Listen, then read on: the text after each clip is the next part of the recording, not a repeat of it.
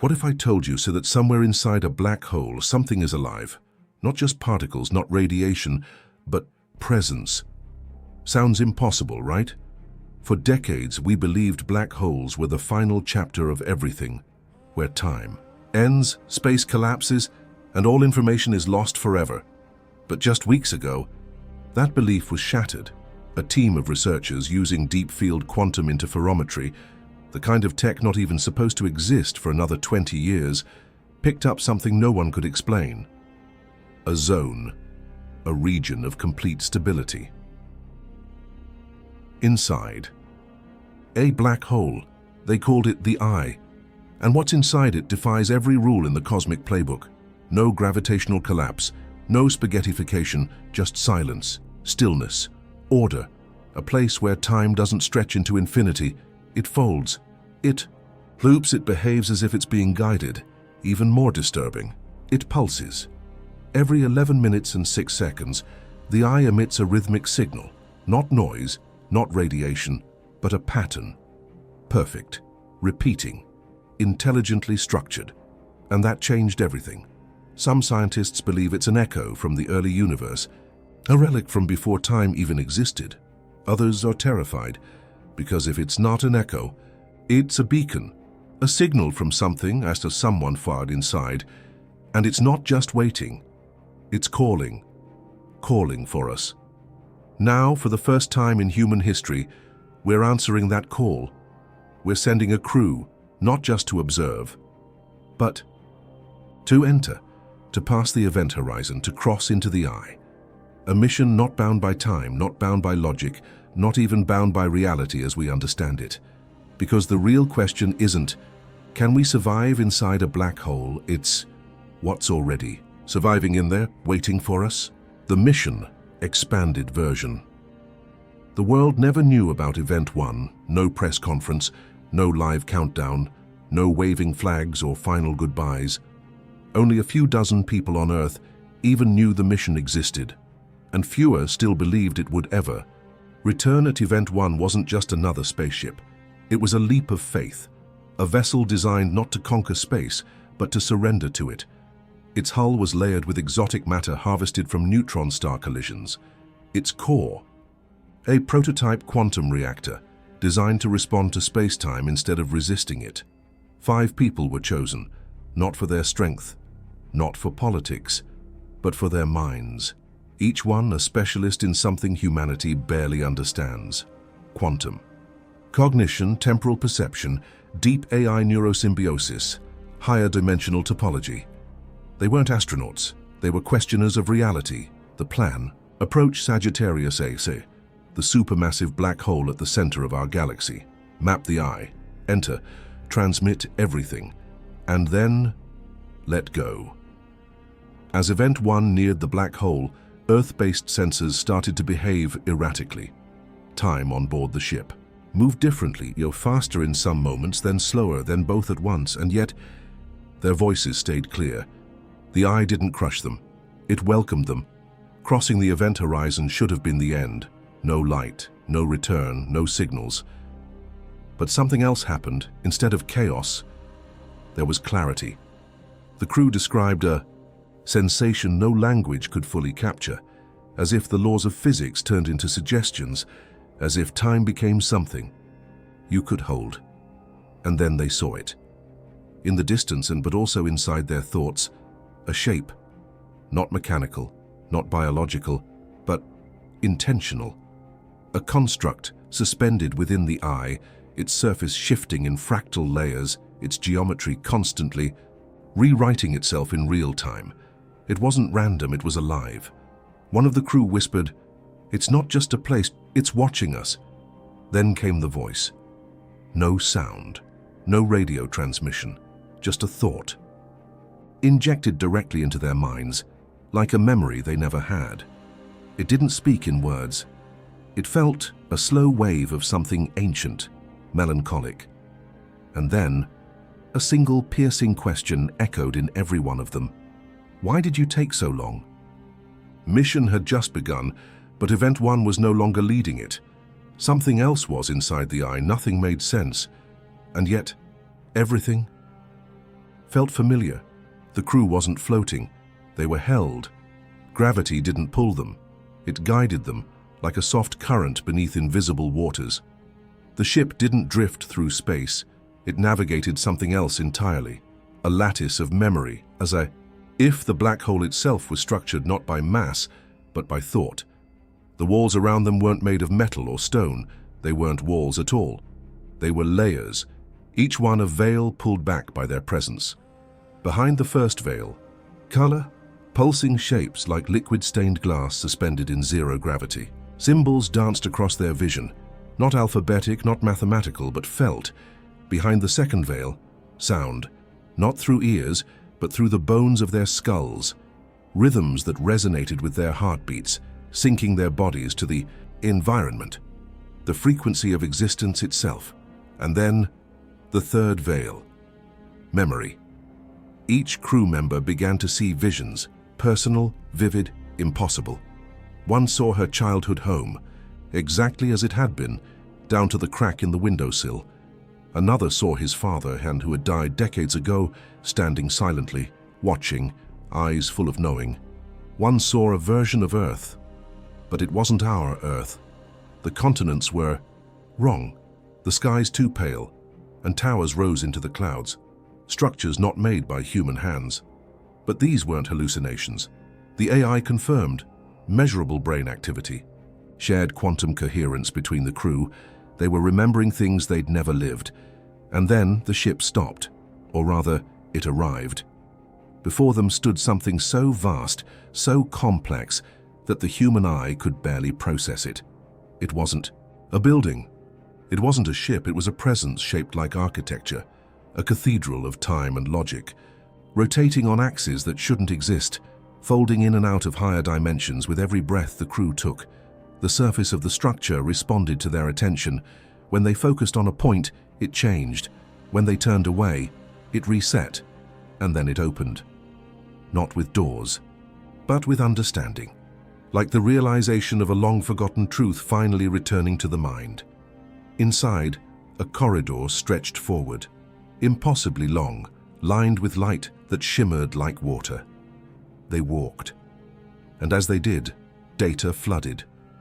The ship's systems, not through sensors, not through signals, directly, injected into the AI's core and into the minds of the crew. Thousands of symbols, millions of impressions, a storm of information that felt ancient and alive. The AI translated one sentence, one single sentence: "You were born from us." At first they thought it was metaphor, poetry, but the deeper they went, the more the truth unfolded like origami, each layer more mind-shattering than the last. The sea. I was not an anomaly. It was a design, a container, a message in the shape of a place, a vault built by something beyond time, a civilization that had lived before stars, before galaxies. Faced with the death of the universe, entropy, decay, collapse, they made a choice not to escape, not to fight it, but to evolve into it. They entered black holes, not as victims, but as architects. They built sanctuaries within the chaos, and then they seeded the stars with something else. Life, us, humanity, they revealed, was no accident. We were an echo, a remnant, a reboot. They encoded fragments of themselves into matter, subtle patterns hidden in the very physics of the universe, and through those patterns we emerged, billions of years later. Across galaxies, across time, we evolved into beings capable of one thing: understanding the message. And now, we had arrived. We were not explorers, we were returning. That's when the crew felt it, not as sound, not as language, but as a tidal wave of feeling, joy, relief, grief that stretched across cosmic time. And once again, the same question. The same pleas entered their minds. Why did you take so long? The corridor didn't end. It curved in impossible directions, not forward, not backward, but inward. As the crew advanced, time itself lost meaning. Their internal clocks no longer ticked in unison. Their thoughts stretched and folded like the reality around them. Yet somehow, they were calm, no fear, no confusion, only a silent knowing. as if part of them had already been here before. At the center of the structure, they reached what could only be described as a chamber, vast, open, alive, no walls, no ceiling, just presence. The space shimmered like a pool of oil suspended in air, constantly shifting, reflecting not light, but truth. And then came the invitation, not spoken, not written, transmitted directly into the deepest parts of their minds, like instinct. You may join us, but it came with a condition, not one of worth, not one of sacrifice, a condition of unity. All must choose, or none. If even a single member of the crew refused, the eye would close, the vault would seal, the path would vanish, perhaps forever. They were not individuals anymore. They were a key, and only a unified key could open the final door. For the first time since launch, the crew was divided, not with arguments, but with silence. Each was left alone, not physically, but within their own minds, to face a vision more personal than anything reality had ever offered them. One saw Earth, whole and green, untouched by humanity's hand, a world where their family lived in peace and history never fractured. Another stood in the ruins of civilization, hearing the screams of wars not yet fought, and the choice to end it all with this one decision. A third met a version of herself, older, wiser, infused with light. Her eyes no longer human, but not alien either. One wept, one screamed, one laughed with the joy of recognition. They weren't being persuaded, they were being shown. Not what they would become, but what they could become. This was not evolution through biology. It was evolution through will. To stay meant returning to Earth with knowledge far too vast for any human mind to carry. To go meant leaving behind the body, the past, even the name. To stay was to remain human. To go was to transcend. Hours passed, or maybe seconds, or maybe lifetimes. Then one stepped forward, then another, then the third and fourth.